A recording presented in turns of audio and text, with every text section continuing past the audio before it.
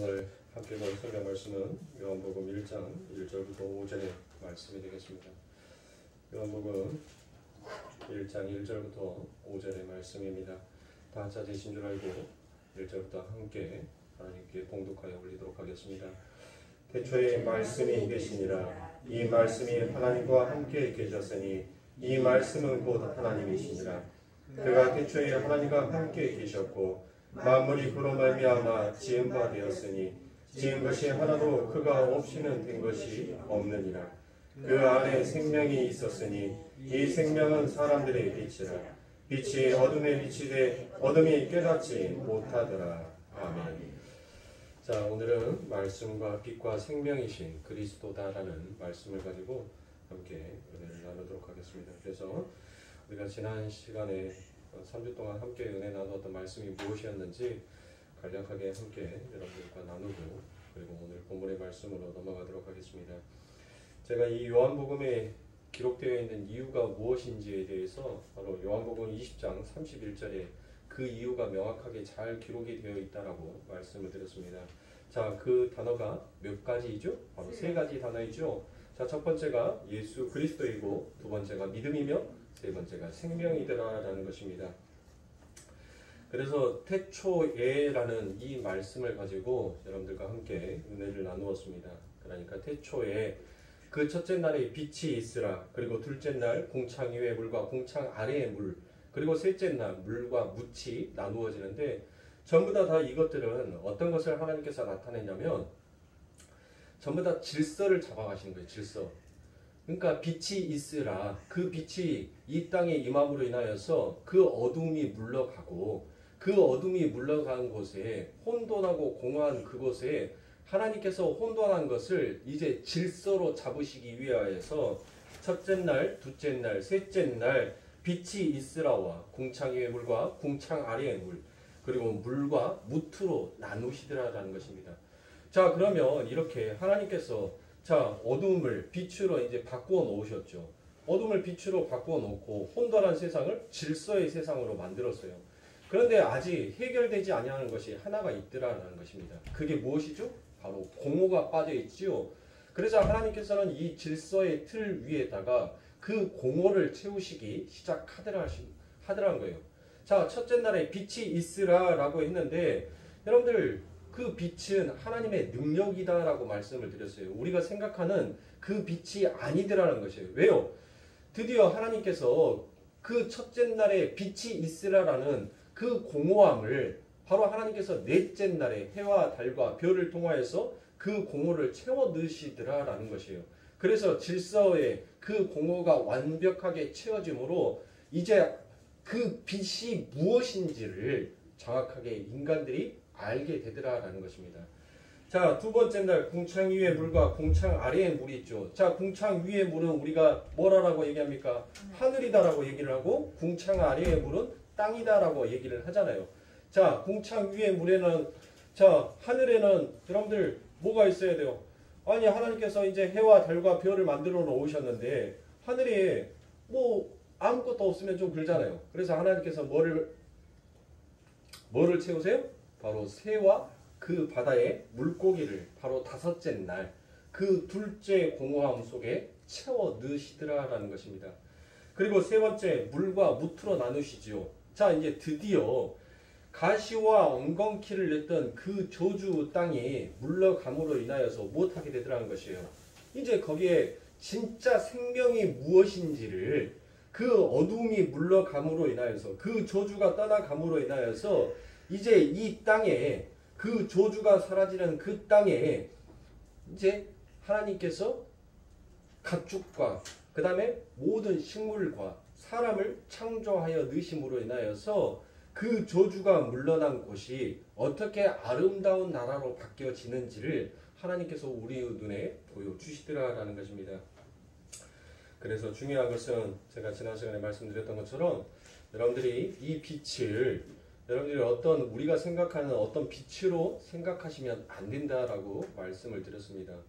그러니까 인간이 이 빛을 보는데 그 빛을 우리가 생각하는 우리의 머릿속에서 관념화되어 있는 그 빛으로 생각을 해버리면 성경의 모든 해석 자체가 창조로 가게끔 되어 있어요. 창조. 그러니까 예수 자체도 지금 어디로 흘러가 버릴 수가 있냐면 창조로 가버릴 수밖에 없더라라는 거예요. 그러니까 우리가 이 빛은 곧 하나님의 능력이고 그 능력이 우리들에게 어떻게 선사되어서 나타나지는지, 그리고 바로 하나님께서 빛이 있으라라고 말씀했는데 세상은 그 빛이 무엇인지를 아직 깨닫지 못했어요. 빛이 무엇인지를 알지 못했단 말이에요.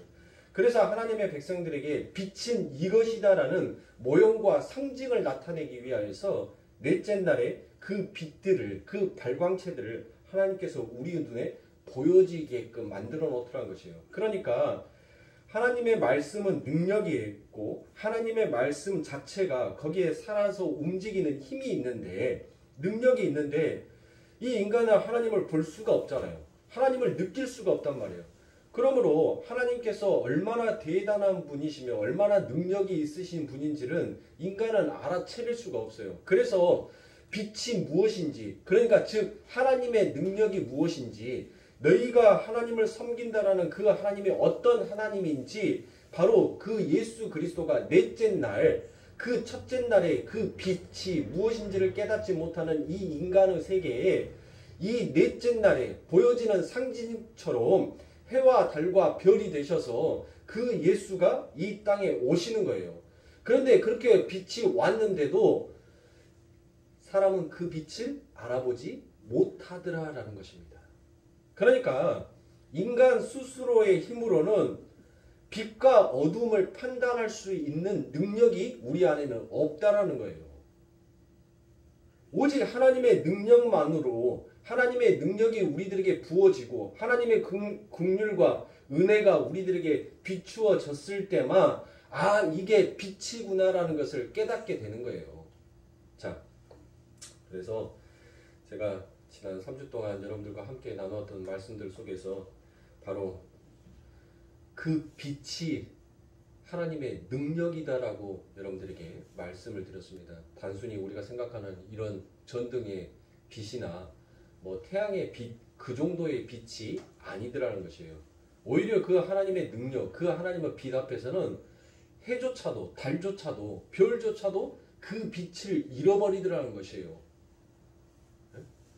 그러니까 여러분들, 이 형광등보다도 더 밝은 빛이 비춰지게 되면 어때요? 이 형광등이 오히려 더 어둡게 보인다니까요. 우리가 옛날에 노란색 백열등 켰었을 때 그 백열등에서 여러분들 이제 하얀색 전구 다마를 끼웠을 때 어떤가요? 노란색 불빛 보다가 하얀색 불빛 보니까 우와 환하다 밝다라고 생각을 하잖아요. 그런데 이제 시대가 바뀌어서 이제 LED가 등장을 합니다. 아니 옛날에 이 밝았다라고 생각했던 형광등이 그 LED 불빛 앞에서는 뭐예요? 그 빛인 것처럼 보이지가 않더라는 것이에요. 그러니까 바로 하나님의 빛은 바로 그와 같다라는 것입니다. 그래서 오늘 본문에서 진정한 발광체이시며 하나님이신 예수 그리스도가 오심을 빛이 오셨다라고 이와 같이 표현을 하는 것입니다. 그 빛의 본체이신 예수 그리스도께서 오셔서 창세기의 첫째 날에서 그 빛과 그 빛이 낮과 어둠을 갈라냈던 것처럼 오늘 본문 1장의 빛도 어둠에 비춰져 그 어둠과 빛을 갈라놓게 하시더라라는 것입니다. 그러니까 창세기를 가지고 여러분들이 요한복음을 어떻게 풀 것인가, 이것을 여러분들이 추론해 내실 수 있어야 됩니다. 이 요한복음을 갖고 창세기의 그 이야기가 어떤 것인가로 여러분들이 가시면 안 되는 것입니다. 그래서 제가 여러분들에게 높아심에 다시 한번 말씀을 드리는 거예요. 창세기와 이 요한계시록은 이 성경의 시작과 끝입니다. 그 안에 중간에 이 창세기 안에 담겨져 있는 하나님의 구속의 역사, 창조의 역사, 그리고 하나님의 나라의 그 완성이 어떻게 이루어져 가는지를 보여주는 것이 바로 창세기와 요한계시록이에요. 그러니까 창세기에 물과 뭇을 갈라놓은 것을 하나님께서 이 인간의 세계에 또 다른 이야기로, 또 다른 그림으로 보여주는 것이 그게 무슨 사건이었어요? 그게 바로 출애굽의 홍해 사건이지 않습니까? 하나님께서 그 저주를 물러가게 하시고 하나님의 그 능력으로 그 저주를 혼돈하고 흑암뿐인 그곳에 하나님께서 진짜 흑암이 무엇인지 진짜 저주가 무엇인지를 그들에게 인간 세계에 깨닫게 하여 주시고 그 저주가 물러감으로 그 저주가 하나님 앞에 굴복함으로 인하여서 그 저주가 하나님 앞에 지자 드디어 하나님께서 그 백성들을 저주의 물에서 건져내시고 바로 출애굽의 그 홍해 사건에서 막혀있는 그 저주의 물을 하나님께서 거두어내시고 그들에게 무트로 걸어가게끔 하신 것처럼 이 창세기의 모든 구속의 역사가 바로 설명되어지는 것이 이 전체적인 성경의 66권이더라는 것이에요. 그러니까 여러분들이 성경을 거꾸로 해석하시면 아니 된다는 말씀을 제가 지금 드리고 있는 것입니다. 그러니까 요한복음의 내용을 갖고 창세기를 끌고 들어와서 이 요한복음의 그 빛이 예수였으니까 창세기 빛도 예수인 것이다 이렇게 추론해 버리시면 아니 되더라라는 것입니다. 왜냐하면 그렇게 추론하게 되면 바로 예수도 창조된 거 아니냐라는 이와 같은 질문으로 가게끔 되어 있더라라는 것입니다. 그래서 창세기의 그 빛은 하나님의 계획과 뜻과 능력으로 말미암아 이제 밤이 물러가고 낮이 찾아오게 되는 그러한 역사가 시작되는 것을 선포하는 걸로 여러분들이 이해를 하셔야 됩니다. 그래야 오늘 본문에도 그렇게 빛이 들어와서 어둠에 비추게 되죠. 그 빛은 혼돈과 공허와 흑암뿐인 인생들에게 인간이 누구이며 하나님은 누구이시며 역사는 무엇이고 이 우주는 무엇이며 사람은 어디로 왔다가 어디로 가는가에 대해서 명확하게 조명을 해주고 있더라라는 것입니다. 여러분들이 예수를 믿기 전에 우주가 그리고 역사가 인생이 뭔지 우리들은 전혀 모르는 상태였습니다. 바로 그게 혼돈과 공허와 흑암뿐이었던 것인데 이 어두운 것이 이제 빛 앞에 굴복하게 되므로 이제 그 빛이 우리를 조명하게 되므로 우리가 이 역사를 왜 살아가고 우리는 어디에서 와서 어디로 가는지에 대한 인생의 목적을 정확하게 알게 되더라라는 것입니다. 그런데 어둠 속에 속한 죄인들은 빛을 비추는데 그 빛을 전혀 알아보지 못합니다. 왜냐하면 죄인들은 바로 성경에서 영적 소경이다라고 하기 때문인 것입니다. 자, 요한복음 1장 17절에 보면 1장 7절부터 11절의 말씀을 보면 저가 증거하러 왔으니 곧 빛에 대하여 증거하고 모든 사람으로 자기를 인하여 믿게 하려 함이라. 그는 이 빛이 아니요 이 빛에 대하여 증거하러 온 자라. 참된 곧 세상에 와서 각 사람에게 비추는 빛이 있었나니 그가 세상에 계셨으며 세상은 그로 말미암아 지은 바 되었으되 세상이 그를 알지 못하였고 자기 땅에 오매 자기 백성이 영접치 아니하였으나라고 되어 있습니다. 눈을 뜨고 있는 사람들에게 빛을 여러분들 더 이상 증거의 대상이 아닙니다. 빛은 그냥 보면 알 수 있는 것이지 비추면 그냥 볼 수 있는 것이지 그 빛이 증거되는 것이 아니라는 것입니다. 그런데 하나님께서 빛을 증거할 어떤 사람을 보냈다라고 얘기하죠. 그게 바로 누구입니까? 그게 바로 세례 요한인 것입니다. 그러면 하나님이 지금 이 세상에 있는 사람들을 뭘로 취급을 하고 계신다는 거예요? 바로 소경으로 취급하고 계시더라는 것입니다. 그러니까 빛을 증거하기 위해 어떤 사람을 보내는 것입니다. 자, 마태복음 15장 14절에 보면 그냥 두어라. 저희는 소경이 되어 소경을 인도하는 자로다. 만일 소경이 소경을 인도하면 둘이 다 구덩이에 빠지리라 하신대라고 말씀합니다. 또한 요한복음 9장 39절부터 40절에 보면 예수께서 가라사대 내가 심판하러 이 세상에 왔으니 보지 못한 자들은 보게 하고 보는 자들은 소경되게 하려 함이라 하시니 바리새인 중에 예수와 함께 있던 자들이 이 말씀을 듣고 가로되 우리도 소경인가 라고 예수님께 묻지어 봤습니다. 우리는 소경입니다. 이렇게 아담 이후로 이 땅에 태어난 모든 인간들은 빛이신 하나님을 전혀 알지 못하고 보지도 못하는 소경과도 같은 자인 것입니다. 그래서 복음서에 보면 예수님이 그렇게 소경의 눈을 뜨게 하는 그런 기적들이 많이 일어나는 것입니다. 예수님이 오셔서 인간을 구원해 내시는 것은 바로 이렇게 소경된 자, 영적인 소경된 자들의 눈을 뜨게 하시는 사건이다라는 것을 하나님께서 의도적으로 우리들에게 보여주고 계심입니다. 그래서 하나님은 그렇게 소경된 자들 중에서 한 무리를 택하시고 그들의 어둠을 몰아내시고 눈을 뜨게 하셔서 하나님을 인식하고 하나님을 알아볼 수 있도록 만들기 위해서 참된 빛이신 예수 그리스도를 이 땅에 보내시는 것입니다. 그래서 우리가 이렇게 눈을 뜨게 된 것이고 바로 영적 소경에서 이제 보는 자가 되었다라는 것을 우리는 증거로 나타내는 것입니다. 그래서 그 빛이신 예수 그리스도는 소경되었던 자들에게 하나님을 설명하기 위해 이 땅에 오신 분입니다. 빛의 본체이신 하나님의 뜻과 계획과 능력과 성품이 어떤 것인지를 육신을 읽고 설명하러 오신 분이 바로 예수 그리스도다라고 지금 설명을 하고 있습니다. 왜입니까? 영이신 하나님은 사람들에게 보여줄 수 없기 때문입니다.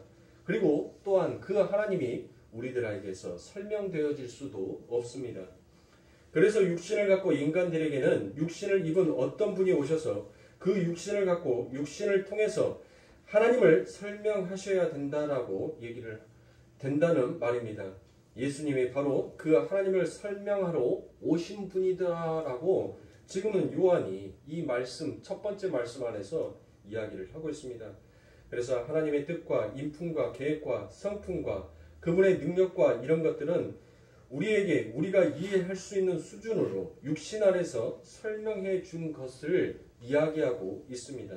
자, 요한복음 14장 9절부터 11절에 보면 예수께서 가라사대 빌립아 내가 이렇게 오래 너희와 함께 있으되 너희가 나를 알지 못하느냐 나를 본 자는 아버지를 보았거늘 어찌하여 아버지를 보이라 하느냐 나는 아버지 안에 있고 아버지는 내 안에 계신 것을 내가 믿지 아니하느냐 내가 너희에게 이르는 말이 스스로 하는 것이 아니라 아버지께서 내 안에 계셔 그의 일을 하시는 것이라 내가 아버지 안에 있고 아버지께서 내 안에 계심을 믿으라 그렇지 못하겠거든 행하는 이 일을 인하여 나를 믿으라라고 얘기합니다. 그러니까 이 말씀은 무슨 말씀이에요? 내가 지금 아버지를 설명하고 있다는 것은 나를 보는 자는 아버지를 보는 자로 만들기 위해 내가 이 땅에 왔다라는 것을 지금 예수님께서 자기의 제자들에게 설명을 하고 있는 것입니다. 그 결과 그 빛을 알아보게 된 자들은 우리는 성도 그리스도인 이렇게 부르는 것이고 바로 그러한 자들 구별된 자 거룩하게 구별된 자다라고 표현을 하더라라는 것이에요. 그래서 고린도후서 4장 6절에 보면 어두운 데서 빛이 비추리라 하시던 그 하나님께서 예수 그리스도 얼굴에 있는 하나님의 영광을 아는 빛을 우리 마음에 비추셨느니라라고 얘기를 합니다. 그래서 우리가 이렇게 눈을 뜨게 된 것입니다. 이렇게 예수 그리스도는 빛이신 하나님의 성품과 하나님의 뜻과 계획을 설명하기 위해 오신 분이기 때문에 성경은 예수 그리스도를 지금 말씀이다라고 이와 같이 표현을 합니다. 자, 이 말씀이라는 것은 제가 설명을 해드리기 위해서 여러분들에게 지금까지 빛과 빛이 무엇이고 말씀이 무엇인지에 대해서 여러분들 설명을 드리고 있습니다. 그래서 오늘은 여러분들과 함께 지난 시간에는 태초예라는 것을 가지고 함께 이야기를 했다면 오늘은 말씀이 육신이 되신 그 예수 그리스도 자 그러면 그 말씀이 무엇인지에 대해서 여러분들과 함께 나누어 볼까 합니다. 자 여러분들 빛과 말씀은 같은 내용을 담고 있으나 다른 모형의 단어인 것입니다. 자 말이라는 것은 어떤 것을 설명하고 표현할 때 쓰는 것이 우리가 말이다라고 얘기를 하죠. 즉 예수님은 육신을 입은 인간들에게 그들의 육신의 눈으로 도저히 알아볼 수 없는 하나님 그리고 영이신 하나님을 삶으로 인격으로 우리의 수준에 맞게 설명하고 가신 분이다라는 것을 지금 이야기하고 있더라라는 것이에요. 즉 다른 말로 빛의 삶을 그대로 살아서 보여주시고 가신 것이 바로 예수 그리스도다라는 것입니다. 그래서 그분이 말씀이다라고 표현을 하는 거예요. 제가 이 말씀 로고스에 대한 것은 에베소서에서도 여러분들에게 설명을 드렸고 계시록에서도 여러분들에게 설명을 해드렸습니다. 그래서 여러분들이 오랜 시간이 지났기 때문에 이 말씀 로고스에 담겨져 있는 의미가 무엇인지를 잊어버리셨을 것 같아서 제가 여기에서 간략하게 여러분들에게 말씀, 이 로고스라는 말을 가지고 설명을 해드리면서 왜 사도 요한이 여기에다가 예수를 바로 말씀이다라고 이와 같이 표현을 하였는지에 대해서 우리가 한번 그 의미를 살펴보고 가겠습니다. 자, 이 로고스라는 단어는 여러분들 바로 헬라어입니다. 그렇죠. 그래서 헬라 철학에서 나온 단어이기도 합니다. 그 당시에 초대교회는 헬라 철학의 영향을 지대하게 갖고 있었습니다. 이 헬라 철학의 대표적인 사상이 바로 이원론이다라고 제가 여러분들에게 말씀을 드렸습니다. 이원론이란 현상과 원형을 분리하는 사상을 말하는 것입니다. 즉, 이 땅에 나타나는 현상과 물질들을 바로 이데아다라는 실체의 투명일 뿐이다라고 이야기를 합니다. 그러면 이 이데아는 무엇이더라는 것이에요. 자, 이데아는 영적 세계는 순수하지만 이 물질의 세계는 악한 것이다라고 여겼던 것이 그게 이데아예요. 그러니까 이원론에서 나온 것이 무엇이더라? 헬라 철학에서 나온 것이 바로 이원론이고 이 이원론의 사상이 바로 이데아라는 것이에요. 근데 이 이데아라는 이 사상이 이데아라는 것을 안에 보면 그들의 사상 안에 어떤 사상이 있었냐면 이 육신도 더러운 것이니까 이 육신을 빨리 벗어버리는 것이 가장 복이다라고 그들이 믿어왔었어요. 그들이 그렇게 여겨왔단 말이에요.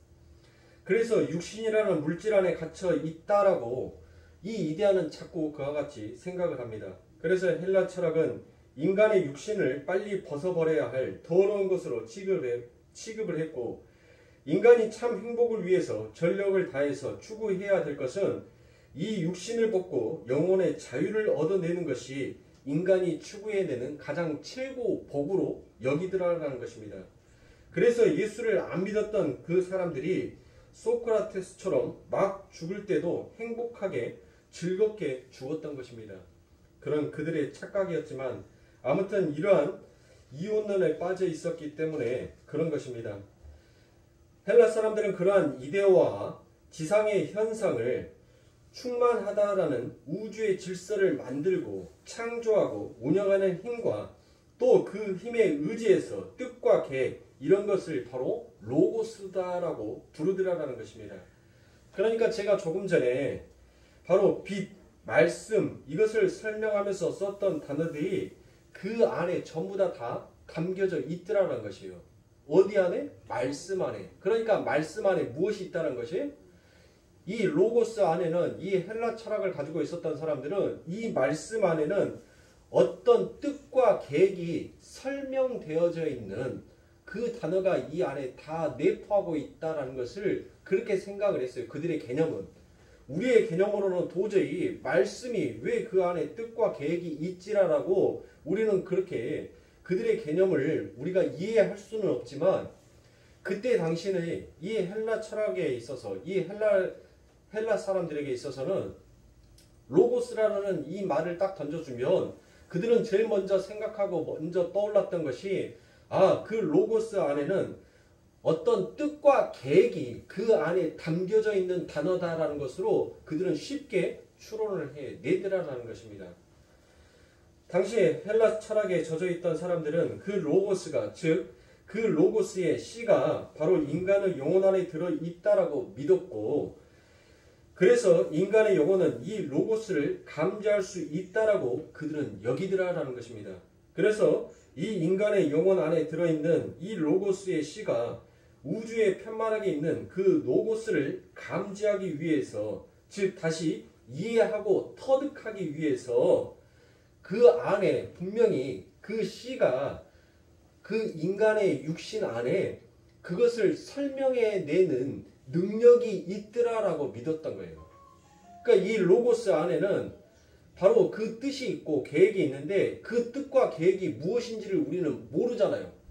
근데 이 영혼이라는 순결 제가 아까쯤에 무엇을 말했어요? 이데아를 말했죠. 이 이데아는 무엇이다라고 했어요. 이 물질, 눈에 보여지는 세계는 전부 다 악한 것이고 눈에 보이지 아니하는 이 영혼의 세계, 영적인 세계는 순결한 세계다라고 여겼어요. 그래서 이 육신을 갖고 있는 한, 이 더러운 물질의 이 육신을 입고 있는 한, 이 로고스 안에 담겨져 있는 뜻과 계획이 무엇인지를 모르기 때문에, 그래서 이 헬라의 사람들은 이 육신을 빨리 벗어버리고 그 순결한 영을 만났을 때 진짜 그 뜻과 계획이 어디 안에 담겨져 있는지를 그들이 알더라라는 것이에요. 알게끔 되더라라는 것을 지금 이야기하고 있는 것이에요. 그래서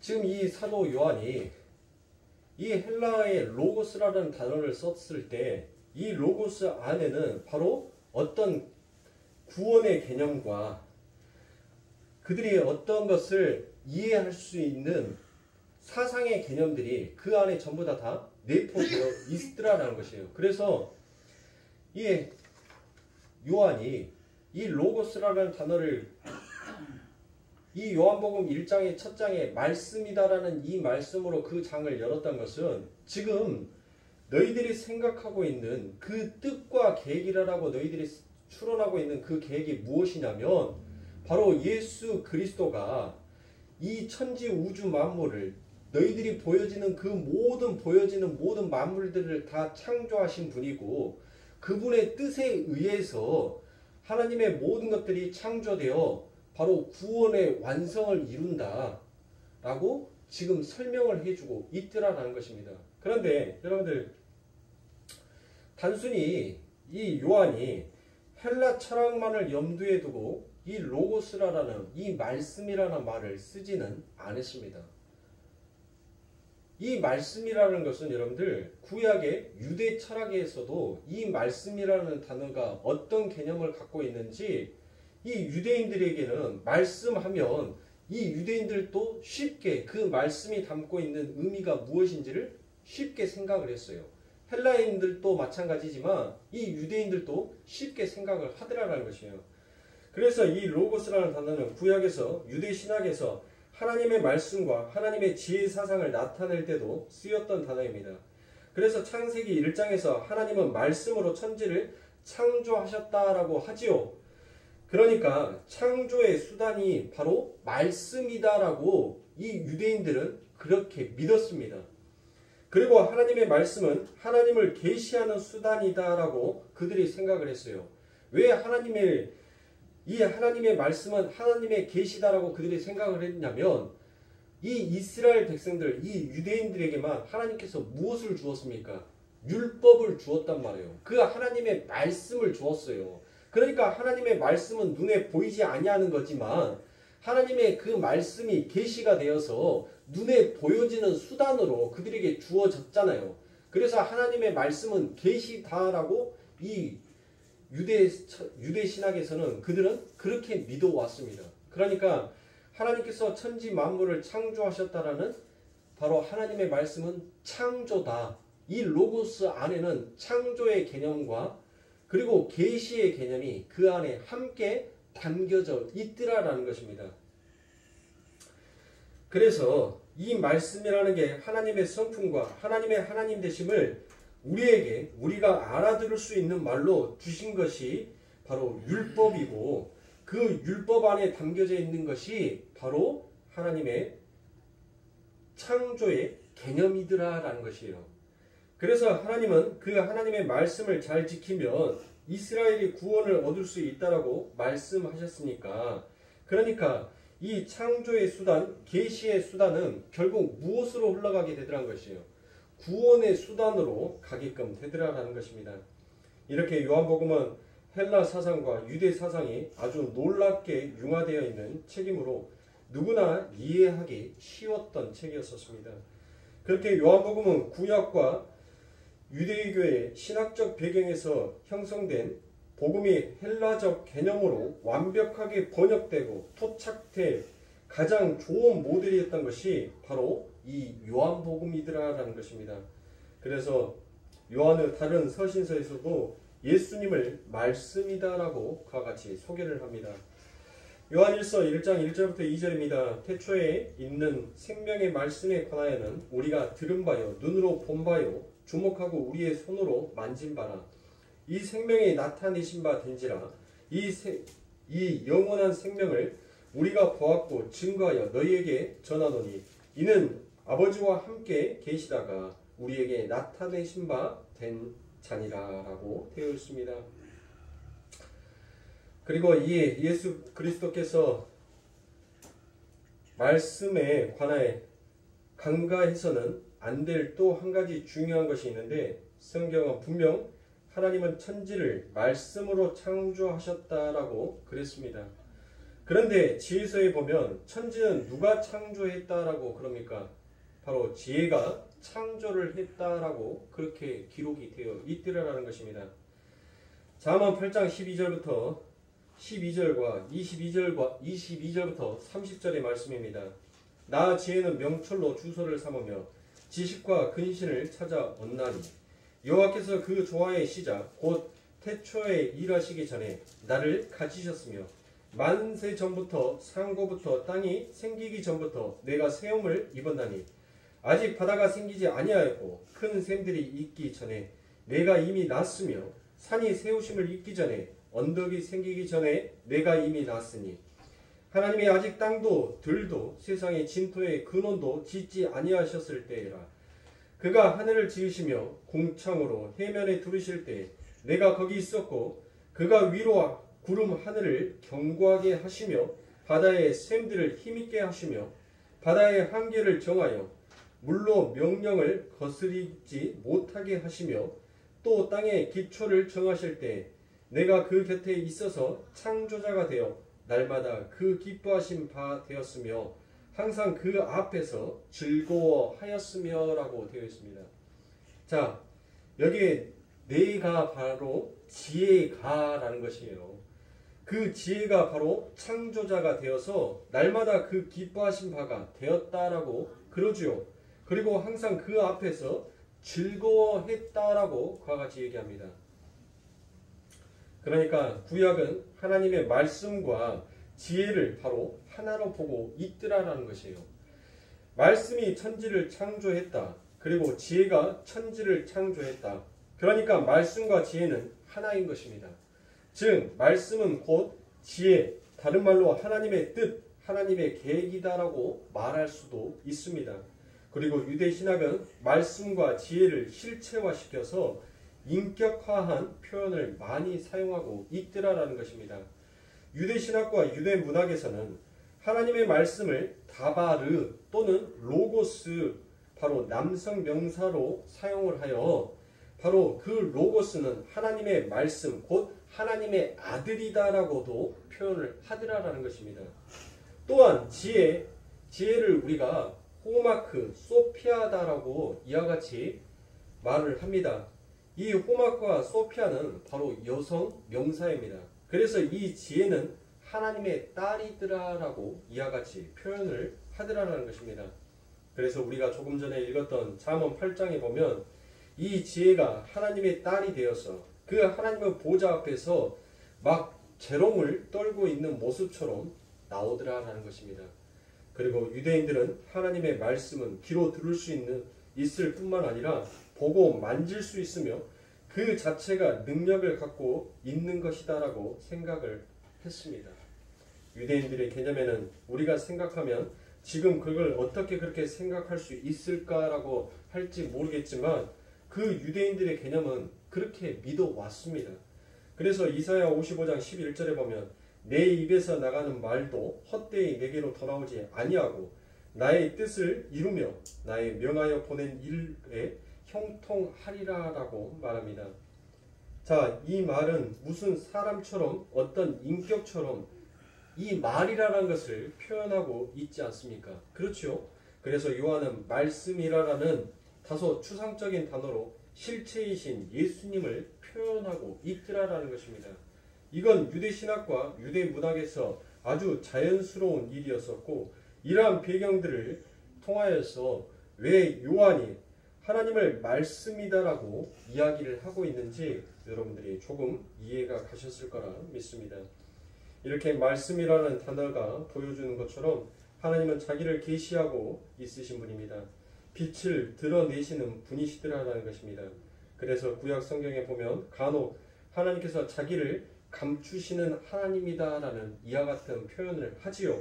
그것은 하나님의 빛을 비추는데 죄인들인 인간이 못 알아먹는다라는 의미를 바로 자기를 감추신다라는 것으로 하나님의 그 능력과 하나님의 뜻과 계획을 표현하고 계시더라라는 것입니다. 이 역사가 시작된 이후부터 계속해서 하나님 자신을 계시하고 계시더라라는 것이에요. 내가 누구인지를 하나님은 끊임없이 아버지 하나님의 백성들에게 설명을 하고 있더라라는 것입니다. 그래서 로마서 1장 20절에 보면 창세로부터 그의 보이지 아니한 것들 곧 그의 영원하신 능력과 신성이 그 만드신 만물에 분명히 보여 알게 되나니 그러므로 저희가 핑계치 못할지니라 라고 말합니다. 자, 하나님은 만물에 자기를 계시하고 있다라고 이와 같이 얘기를 하지요. 또한 히브리서 1장 1절과 2절에 보면 옛적의 선지자들로 여러 부분과 여러 모양으로 우리 조상들에게 말씀하신 하나님이 이 모든 날 마지막에 아들로 우리에게 말씀하셨으니 이 아들을 만유의 후사로 세우시고 또 저로 말미암아 모든 세계를 지으셨느니라 라고 이야기를 합니다. 자, 이렇게 인류의 역사가 시작된 이후부터 계속해서 당신을 계시해 오셨던 하나님께서 마지막으로 아들이신 예수 그리스도를 이 땅에 보내셔서 완벽하게 하나님이 이런 분이다라는 것을 바로 계시하고 보여주더라라는 것입니다. 그렇게 하나님의 아들이 직접 오셔서 하나님을 계시하셨음에도 불구하고 하나님의 뜻과 의중에 헤아리지 못하고 하나님을 알아보지 못하는 자들은 이제 심판대 앞에 변명할 거리가 없게끔 만들어 버리시는 것이 바로 예수 그리스도가 하신 일이더라라는 것입니다. 그래서 하나님의 아들이 직접 오셔서 하나님을 직접 설명해 주고 가시는 것입니다. 그리고 그것이 성경에 이렇게 버젓이 우리들의 눈에 우리들의 귀에 보여지게 되더라라는 것입니다.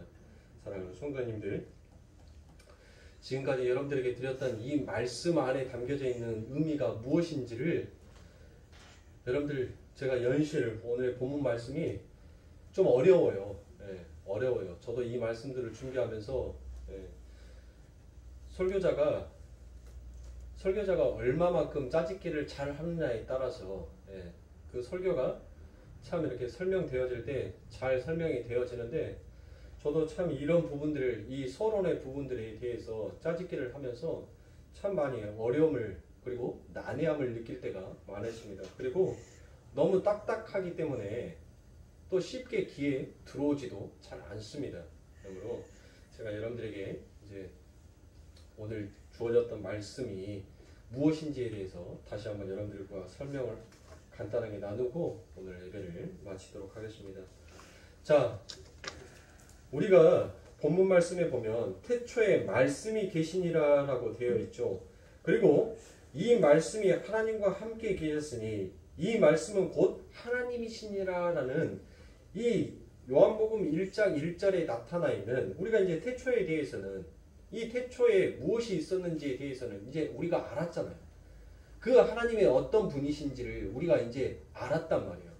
근데 그 하나님을 우리가 머릿속에서 상상만으로 아는 것이 아니라 이제는 우리가 무엇하게 되냐면 그 눈으로 본 것을, 마치 여러분들 화가가 어떤 그림을 그릴 때 추상적인 그림을 그리진 않아요. 이미 화가의 머릿속에는 추상적인 그림들이 전부 다 그려져 있습니다. 그러니까 화가는 실질적인 어떤 것을, 어떤 형상을 보고 난 다음에 그것을 머릿속에다 추상화로 담는 거예요. 상상 속에 담아요. 그리고 그 상상 속에 담아져 있는 것을 내 머릿속에, 자, 태초에 이제 하나님이라는 그 그림을 그렸잖아요. 내 머릿속에 태초에 그 하나님이라는 그 그림을 그렸던 것을 이제 하나님께서 말씀을 통하여서 이제 스케치를 하는 거예요. 마치 화가가 아무것도 없는 화선지 위에다가 그림을 그려 나가듯이 그 형체가 무엇인지를, 그 형상이 무엇인지를 그려 나가듯이 이 말씀이라는 것은 그와 같은 일을 하더라는 거예요. 지금 눈을 보지 못했던 소경이 되었던 우리의 눈을 하나님께서 뜨게 하심으로 인하여서 이제 그 내 머릿속에 상상 속에 있었던 꿈속에서 내가 그려졌던 그 그림을 이제 실체화해서 그릴 수 있는 자가 되었다라는 것이 그게 말씀이더라라는 것이에요. 그래서 아까쯤에 제가 여러분들에게 읽어드렸던 것처럼 우리는 이제 그 하나님의 말씀을 눈으로 본 자가 되었다는 거예요. 그리고 손으로 만진 바가 되었다는 것이에요. 그러니까 즉 이제 우리 머릿속에 담겨져 있는 그 하나님이 이제 실질적인 우리가 그려내고 많은 사람들이 볼 수 있는 그림으로 그려버리더라라는 것이에요. 그러면 여러분들 굳이 그 그림을 그려놨는데 그것을 설명할 필요가 있어요, 없어요? 없더라는 것이에요. 그것이 바로 빛이 비추어진 자의 삶이더라는 것입니다. 지금 제가 요 말씀들을 그림으로 지금 설명을 드리는 거예요. 여러분들이 지금 이혼론이 뭐니 이데아가 뭐니 머릿속이 막 뒤죽박죽 섞여져 가지고 지금 뭔 말을 하는 거야 라고 여러분들이 생각하실 것 같으니까, 그러니까 이 인간은 허구 속에서 꿈을 꿔요. 여러분들이 꿈속에서 어디 여행을 가시잖아요. 그러니까 이 헬라 철학 안에 담겨져 있는 사람들은 어떤 생각을 하냐면 여러분들 전부 다 꿈을 꾼단 말이에요. 그 꿈을 꿔서 여러분들이 어디를 여행을 가든지 어디에서 떨어지는 꿈을 꾸든지 아무튼 꿈을 꿨어요. 그 꿈을 꿨는데 그 꿈에서 깨나 보니까 그 꿈을 현실화로 그려낼 수 있는 재간이 없더라는 거예요. 인간 안에는. 그러니까 내가 무슨 꿈을 꿨다라는 것을 그냥 이 영혼 속에서 생각만 하는 거예요. 그리고 그 꿈을 꾼 것에 대해서는 반드시 무슨 뜻과 계획이 있을 것이다 라고 해서 그것을 추론해 내더라라는 것입니다. 이 헬라 철학이라는 것이. 그래서 여러분들 이 헬레니즘에서 발달한 것이 뭐예요? 여러분들이 꿈 꾸면은 꿈에서 왜 돼지 꿈을 꿨는데 왜 복권 사냐고요? 왜 물고기 꿈 꾸면은 누가 임신했다라고 얘기를 합니까? 에? 그러니까 이 헬레니즘, 이 인간은 그 꾼 꿈을 실체화로 그려낼 수 있는, 그것을 형상화로 만들어낼 수 있는 능력이 없어요. 그래서 그 꿈속에서 내가 꿈을 꿨던 것에 대한 그 뜻과 해석이 무엇인지를 그 꿈에서 가장 상징적으로 나타난 것들을 추론하여서 많은 사람에게 물어봐요. 그래서 많은 사람에게 물어보니까 돼지 꿈을 꾸니까 뭔 길을 가다가 양놈 지갑 주웠다라는 말 하잖아요. 우리 옛날에. 아니 느닷없이 뭐 돈이 들어오네? 그러니까 이 돼지 꿈을 꾸면 돼지가 이 돈이란 똑같은 단어를 써요. 돈. 예? 그러니까 이 돼지 꿈을 꾼 사람들은 어떤 물질적인 것들을 얻더라라는 것으로 많은 사람들이 꾼 꿈을, 그것을 평균적으로 모든 사람들이 공감할 수 있게끔 그것을 딱 그려내는 거예요. 상징적으로 만들어내더라는 것이에요.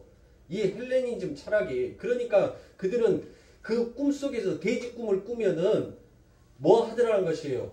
행복하고 기뻐하는 거예요. 복권방에 새 신을 신고 뛰어보자 팔짱하듯이 깡총깡총 좀 뛰면서 복권을 삽니다. 네?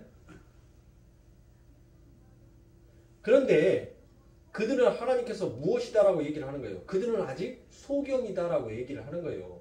너희들이 생각하는, 너희들이 꿈을 꾸어서 너희들이 어떤 형상을 보는 것이 그것이 진짜가 아니다라는 것을 하나님께서 이 로고스 말씀이라는 이 개념을 가지고 그들에게 설명을 해주더라는 거예요. 너희들이 그 꿈속에서 어떤 돼지라는 형상을 보고 어떤 나무라는 형상, 어떤 물고기라는 그 형상을 봤다는 것은 그 형상을 만드신 분이 바로 예수 그리스도다라는 것을 지금 요한이 이 헬라 철학이즘에 빠져있는 자들에게 설명을 해주고 있더라는 것이에요.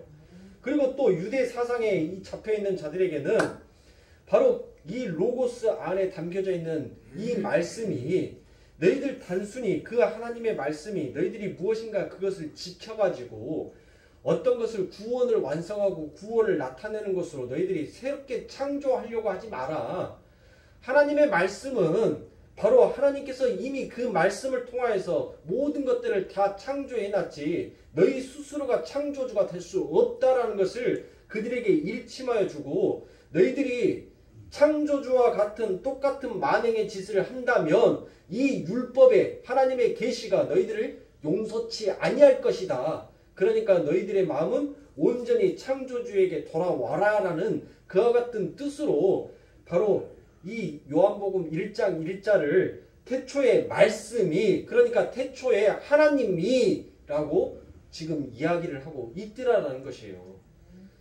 그런데 오직 그 안에 어떤 자만 눈뜬 자만 그 빛이 무엇인지를 본 자만 아무것도 없는 그 화선지 위에다가 자기 머릿속에서 봤던 그것을 처음부터 끝까지 전부 다 그려내더라는 것이에요.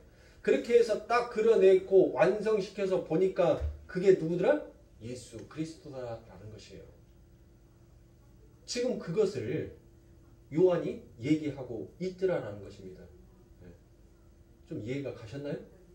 네, 다행입니다. 저도 이렇게까지 설명드리기 위해서 이 말씀을 어떻게 또 여러분들에게 설명을 드리는 것이 가장 머릿속에서 잊어버리지 아니하고 조금이라도 더 남아있을까라고 고심을 참 많이 했어요. 많이 고심을 하다가 이렇게 좀 설명을 해드리면 조금 더 낫겠지라는 생각으로서 여러분들에게 설명을 드렸던 거니까 여러분들이 이 말씀 태초에 그러니까 지금 이 요한은 누구를 설명하고 있더라? 바로 예수 그리스도를 설명하고 있더라라는 것을 이 1장 1절부터 지금 예수가 어떤 분인지를 지금 그 빛이 비추어지는 자들에게 그 빛을 본 자들에게 다시금 한번 설명하고 있더라라는 것입니다. 그러니까 사랑하는 성도님들 우리는 이제 영적 소경이 아니에요. 우리는 눈뜬 자예요. 눈을 뜬 자답게 이제 하나님께서 우리들에게 말씀하셔서 이제 우리들에게 그 하나님의 나라를 스케치하면서 그려나갈 수 있는 그 능력을 우리들에게 주셨어요. 이것은 내 능력으로 될 수가 없어요. 내가 그 새벽에 그 잠깐 잠자면서 꾼 그 꿈에 대해서 처음과 끝도 다 기억도 못하면서 우리가 무슨 능력으로 그 하나님의 나라를 처음부터 끝까지 다 그려낼 수 있겠습니까? 이거는 오직 주를 의지하는 자만이 그릴 수 있더라는 것이에요. 그러니까 사랑하는 성도님들 여러분들께서 이처럼 우리들의 삶 가운데 저주를 물러나게 하시고 우리들의 삶 가운데 그 공허를 채워주신 그 예수님 그리고 그 말씀의 능력으로 우리들의 인생이 어떻게 흘러가고 그 인생의 마침표가 어떻게 찍어지는지를 우리들 손에 직접 그리게 하여 주신 하나님 그 하나님을 늘 찬송하면서 그 아버지 하나님께서 부르시는 그날까지 참된 소망을 가지시고 하나님 앞에 달려 나아가시기를 주님의 이름으로 축원합니다. 기도하겠습니다.